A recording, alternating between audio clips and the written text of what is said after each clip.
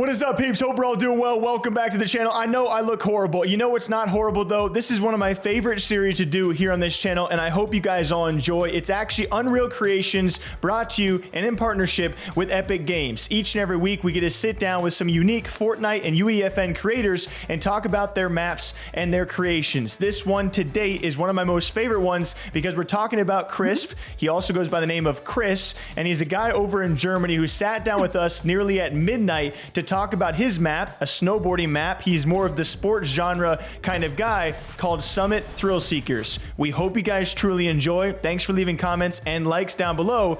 And here is Crisp. Well, I actually started making games when I was like 12, 13. So I look a bit young, but I'm actually 27. No and way. So I look like I'm 20, I don't know why. But I actually started like 10, 12 years ago making games. And back in the days, I started because I always met with my friends and we played a few games. And then I thought, hey, it would be cool to make my own games. So I started developing my own games and showing it to my friends. And hey, guys, I made this game. And then we played my own games. So that's basically where it all started. And then at one point, after school, my dad said, yeah, you're programming, you want to go like get a programming job. And then I became a programmer, but I've worked 5 years as a programmer, and then I really thought about why did I become a programmer. And then I realized I didn't become a programmer like to work for a company. I did become a programmer because I wanted to like make cool games. And that's basically how I got into Fortnite Creative. Wow, that's super so cool. You do not look 27. I literally thought you could have been No, early 20s, maybe even a teenager. I know, man. So speaking of the snowboarding one, but just for people who are just finding out about it, can you kind of give, I don't know if pitch is the right word, but give the rundown. Like, what are you doing when you load up into the game? So when you load up into the game, first of all, you have like a custom UI with achievements, a settings menu. You have different paths where you can like ride down the mountain with your snowboard. Like these gates, they're blue gates, and when you drive through them, you get faster. So basically, you try to get as fast as possible down the mountain, and on your way, you try to collect rings. And when you like drive through the rings, combo meter fills up, and when you are fast enough, you can like chain the combo and get more points when you drive through the rings. The rings basically give you points that level up your character, and then you unlock new tracks where you can ride down other mountains. That's cool. So are you playing, is this single player, like a single player experience? Is there any competitive like player versus player racing down the mountain or anything like that? So currently you can't play in multiplayer, but it's basically just the level system and who gets the most points. And when you play longer, you obviously get more points. Right. But I'm also currently working on a system where each track has a timer. And when you drive down, you basically could speedrun each track and have a certain timer for each track. The only problem right now in UEFN is that you can't like make leaderboards that automatically update. But in the future, I'm sure that is coming. So the speedrun thing probably is one thing that I'm gonna add in the future that is gonna make it more competitive.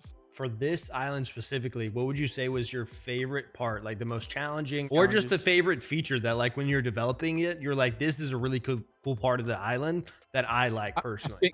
I think the custom UI is one thing I've added lately, which gives the map more character, because if you have like a custom UI, it's animated and the map feels totally different than when you have like the standard Fortnite UI. Because one thing, there are some like really cool maps out there and they use the default Fortnite UI and have no custom UI, and then when someone is playing it, it still feels like Fortnite. Even if the graphics look good or you use like quality custom assets, it still feels like Fortnite. And when you like remove all the Fortnite assets or most of it, then it kind of feels like you're playing a different game. And I think that's the coolest part about the island. My last question for you, because it seems like you have a genuine excitement for making islands and making games and publishing these things, and it feels like you have so many ideas going on at once. What is something that you're super excited to be implemented in the future? I think first person mode is definitely one thing that will make a lot of maps stand out, because like there's these zombie community that makes zombie maps in Fortnite, and you could do so much more if we had like proper first-person tools. That's one thing. And then obviously like custom items or stuff. So currently you're limited to the item set that Fortnite gives you. If like a developer could add like custom items to a map, that would probably be also one thing that would greatly improve the maps that we see right now. I totally agree. Once you start playing these game modes and these different types of genres, you're on Fortnite, but once you, like you said earlier, once you don't have to feel like you're playing Fortnite, I feel like a lot more people are going to want to spend time in Fortnite, but playing games that don't feel quite like it. So I totally agree with that. I think my last question is just gonna be a kind of general one, honestly.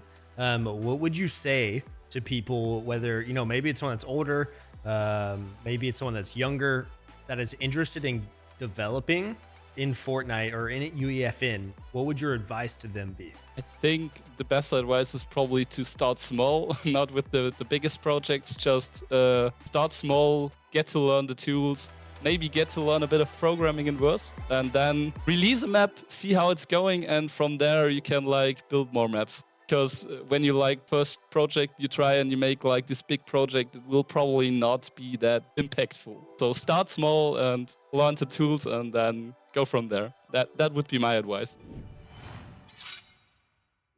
And again, I want to give a huge shout out to Epic Games for actually putting on this series. Without them, Unreal Creations would not be a thing. And I cannot wait to keep on talking to indie devs and UEFN creators in the future who are doing unique things like this. As always, if you guys have someone you want us to share, our Twitter DMs are always open and we read every single comment. So we hope you guys all enjoy. Till next time, though, we'll see you back here for another episode of Unreal Creations. Okay, take care. Bye-bye.